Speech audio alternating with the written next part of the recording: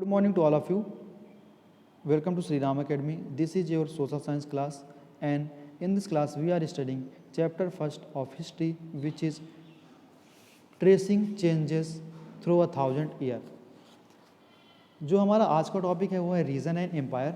तो हम अपना टॉपिक स्टार्ट करते हैं। Large state like those of the Cholas chapter second, Tughlaqs chapter 3 and Mughals chapter 4 ई कंपोज मेनी रीजन्स। अब ये जो हम चोलास, तुगलास, मुगलाज ये पढ़ेंगे या पढ़ चुके होंगे, ये जो इनके स्टेट्स थे ये क्या करते थे, बहुत सारे रीजन को कवर करके रखते थे। मतलब जैसे चोलास के अंदर बहुत सारे रीजन आ गए, तुगलास के अंदर बहुत सारे रीजन आ गए, मुगल्स के अंदर बहुत सारे रीजन्स आ गए। असंस्कृत prashasti, see chapter second for example of prashasti praising the Delhi sultan Ghiyasuddin Balban 1266 to 1287 explain that he was the ruler of vast empire that stretches from Bengal in the east of Gazan in Afghanistan in the west and included all the South India. Dravida. अब देखो, जो एक राजा था, दिल्ली का सुल्तान था गाजियासुद्दीन बलवन, उसका जो टाइम ड्यूरेशन तो 1266 से 1287 तक था। उसने क्या बोला कि वो क्या है, जो बंगाल का सारा एरिया है ईस्ट में और जो अफ़गानिस्तान का एरिया है वेस्ट में, मतलब वहाँ से लेके ईस्ट एरिया से, बंगाल के ईस्ट एरिया से लेके अफ़गानिस्तान के वेस्ट एरिया तक क्या है, सिर्फ उसका ही शासन है, वो क्या है, वहाँ का शासक है। और सारा साउथ इंडिया भी क्या है उसमें इंक्लूड है, मतलब सारा जो साउथ इंडिया भी है क्या उसके अंडर है। पीपल ऑफ डिफरेंट रीजन्स गोदा, Andhra, Kerala, Karnataka, Maharashtra and Gujarat apparently fled before his army। अब जो यहाँ के लोग थे, गौदा, आंध्रा, केरल, कर्नाटक, महाराष्ट्र, गुजरात के, ये लोग क्या हो गए थे, ये पहले लोग यहाँ फैले हुए थे, लेकिन जैसे ही इसकी आर्मी आई तो इसकी आर्मी ने सारे एरिया को क्या कर लिया, अपने अंडर ले लिया। Historian regard these as exaggerated claim of conquest. अब जो हिस्टोरियन थे वो क्या बोलते हैं, इसे एक कॉन्केस्ट मतलब होता है जैसे एक तरह से शासन कर लेना या लड़ाई कर लेना, या कॉन्केस्ट मतलब बोल सकते हैं आप बैटल बोल सकते हैं, वो चीज़ें अक्योर हुई। At the same time they try to understand why ruler kept claiming to have control over different part of subcontinent. उस समय इनको क्या हुआ, चीज़ें पता चली कि क्यों रूलर बहुत सारे सब कॉन्टिनेंट्स को अपने अंडर या अपना पार्ट बोलते थे। By 1700 many regions already possess distinct geographical dimension and their own language and cultural characteristic। तो 1700 तक बहुत सारे रीजन के पास अपनी खुद की लैंग्वेज थी और खुद का जाइग्राफिकल डायमेंशन था। You will learn more about these in chapter 9। ये सारी चीज़ें हम चैप्टर 9 में पढ़ेंगे। नेक्स्ट जो हमारा चैप्टर 9 होगा उसमें ये सारी चीज़ें हम पढ़ेंगे। They were also associated with specific ruling dynasty. अब ये जो एरिया थे वहाँ भी क्या होता था, पर्टिकुलर कोई भी रूलिंग डायनेस्टी होती है, मतलब किसी एक पर्टिकुलर का क्या होता था, रूल होता था। There were considerable conflict between these states। Occasionally dynasty like the Cholas, Khaljis, Tughlaq and Mughals were able to build an empire that was pan-regional spanning diverse region।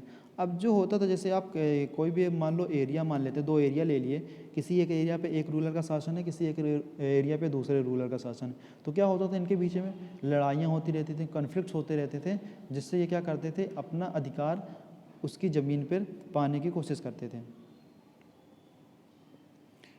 उसके बाद हम नेक्स्ट पेज में आ जाते हैं, page number 11। When the Mughal empire decline in the 18th century it led to the re emergence of regional state.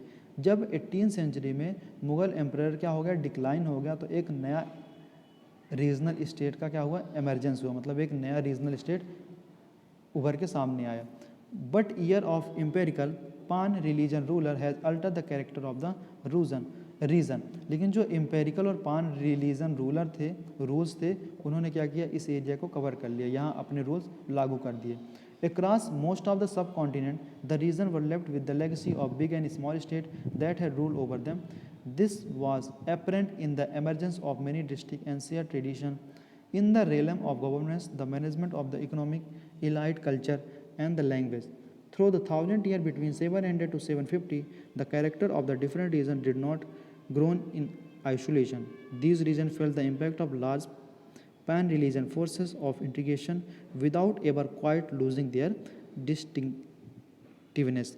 मतलब कि इस पैराग्राफ में जो सारी चीज़ें जो इस टॉपिक में बताने की कोशिश की जा रही है वो क्या है, जो 1700 से 1750 तक टाइम पीरियड था, तो क्या था कि यहाँ कोई ना कोई पर्टिकुलर हर रीजन पे रूल करता था। अगर कोई भी एक राजा वहाँ का हटता था या उसे छोड़ता था तो दूसरा क्या करता था, उस एरिया पे अपना रूल इम्पोज कर देता था। मतलब यहाँ पास क्या होता था, एक दूसरे के बीच में लड़ाइयाँ चलती रहती थी और कोई भी पर्टिकुलर स्टेट या रीजन उभर के सामने अच्छे से नहीं आ पाया था। तो आई होप आपको ये सारी चीज़ें समझ में आई होंगी। उसके बाद जो हमारा नेक्स्ट है वो है ओल्ड एंड न्यू रिलीजन, नया और पुराना religious. The 1000 year of history there that we are exploring witness major development in religion tradition. अब जो हम हिस्ट्री के बारे में पढ़ रहे हैं तो जो 1000 साल पहले थे और जो अभी का टाइम पीरियड है उसके बीच में रिलीजियस ट्रेडिशन में भी क्या आए हैं, बहुत सारे चेंजेस आए हैं। People believe in the divine was something deeply personal but more usually it is collective. लोगों का क्या सोचना है कि जो डिवाइन है वो क्या पर्सनली है, लेकिन कहीं ना कहीं ये क्या है, एक कलेक्टिव चीज़ है। Collective believe in the supernatural agency religious was often closely connected with the social and economical organisation of local community. अब जो ये कलेक्टिव बिलीफ है लोगों का, ये क्या है, एक सुपर नेचुरल एजेंसी है जो लोगों को रिलीजन पे भरोसा रखने पे फोर्स करती है, मतलब लोगों का रिलीजन पे भरोसा बना के रखती है। As the social world of these groups alter so too did their beliefs. वही चीज़ें जो मैंने बताया कि ये जो सुपर नेचुरल एजेंसीज़ हैं, रिलीजन्स है, ये लोगों को किसी एक पर्टिकुलर रिलीजन पे क्या करके रखती हैं, विश्वास करके रखने में मदद करती हैं। It was during this period that important changes occur in what we call Hinduism today. These include the worship of new deities, the construction of temple by royalties, and the growing importance of Brahman, the priest, as dominating group of in society. इस period में बहुत सारे changes क्या हुए, acquire हुए। जैसे कि अगर हम जिसे बोलते हैं, एक तरह से बोल रहे हिंदुज़्म, हिंदुज़्म में क्या हुआ कि जो लोग हिंदुज़्म या हिंदू रिलीजन को फॉलो करते हैं तो क्या चेंजेस हुए, नए नए गॉड्स जो आए, भगवानों की इन्होंने क्या की, वर्शिप स्टार्ट कर दी, प्रेयर करना स्टार्ट कर दिया। टेम्पल्स के क्या हुए, कंस्ट्रक्शंस हुए। और जो ब्राह्मण थे, जो ब्राह्मण सोसाइटी थी, वो क्या हुई, एक डोमिनेंट सोसाइटी के रूप में उभर के सामने आई। Their knowledge of Sanskrit text earned the Brahman a lot of respect in society. अब ब्राह्मण के पास क्या था, संस्कृत का नॉलेज था, जिनके कारण इनकी जो रिस्पेक्ट थी सोसाइटी में वो बहुत ज़्यादा थी। Their dominant position was consolidated by the support of their Spartans, new rulers searching for prestige. अब जो इनका डोमिनेंट पोजीशन था वो कंसोलिडेट कर दिया गया किसके द्वारा, उनके सपोर्टर के द्वारा, पार्टनर्स के द्वारा, जो प्रेस्टीज, मतलब एक तरह से प्रेस्टीज मतलब अपना पद या अपना गौरव प्राप्त करने की कोशिश कर रहे थे। One of the major development of this period was the emergence of idea of bhakti, of love, personal deity that devoted could reach without the aid of priest और एलिब्रेटेड रिचुअल्स। मतलब जो सबसे मेजर डेवलपमेंट था इस period का वो क्या था, भक्ति। भक्ति मतलब किसी की आपको प्रार्थना करना या प्रेयर करना, किसी के प्रति आपका लव, बिना किसी प्रिस्ट के या बिना किसी रिचुअल के मदद के। मतलब अगर आप किसी की भक्ति कर रहे हो, ना तो आपको फिर किसी की ज़रूरत है, ना तो आपको किसी प्रिस्ट की ज़रूरत है, ना तो किसी रिचुअल की ज़रूरत है, परंपराएं की ज़रूरत है। This was also the period when new religion appeared in the sub continent. अब ये जो पीरियड था, इस पीरियड में नए नए रिलीजन भी क्या हुए, आए। Merchant and migrant first brought the teaching of holy Quran. अब जो मर्चेंट और माइग्रेंट थे उन्होंने क्या लाया, कुरान को इंट्रोड्यूस किया इंडिया में 17वीं सेंचुरी में। ये पॉइंट आप लोग नोट डाउन कर लीजिएगा कि कुरान इंडिया में कब इंट्रोड्यूस हुआ। तो कुरान इंडिया में कब इंट्रोड्यूस हुआ, merchant and migrant first brought the teaching of holy Quran in India in 17वीं सेंचुरी। कुरान कब आया इंडिया में, 17वीं सेंचुरी में। Muslim regard the Quran as their holy book. Muslim के लिए कुरान क्या हो गई, होली बुक हो गई, और वो उसे मानने लगे और एक भगवान को पूजने लगे, जो जिनका नाम उन्होंने क्या दिया, अल्लाह। अब many ruler form partners, next paragraph में आ जाइए। Many ruler were partners of Islam and the ulama learn theologians and jurists, and like Hinduism, Islam was interpreted in a variety of way by its follower। जैसे हिंदुज़्म क्या हुआ, बड़ा हिंदुस्तान में हिंदुज़्म बढ़ा, उसी तरह क्या हुआ, इस्लामिक धर्म भी, इस्लामिक रिलीजन भी क्या हो गया, धीरे धीरे उनके फॉलोअर्स के द्वारा क्या होने लगा, बढ़ने लगा। There were the Shia Muslim who believe that the prophet Mohammed son in law Ali was the legitimate leader of the Muslim community.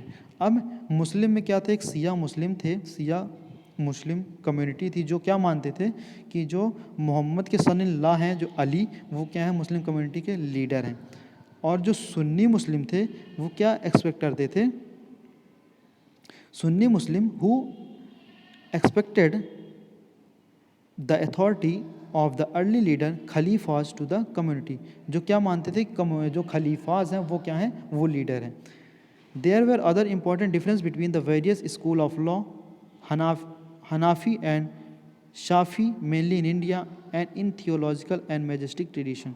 मतलब इसी तरह क्या है, बहुत सारे डिफरेंट जो कानून हैं, स्कूल्स ऑफ लॉ है, वहाँ भी क्या है, बहुत सारी डिफरेंसेस हैं दो चीज़ों को लेके।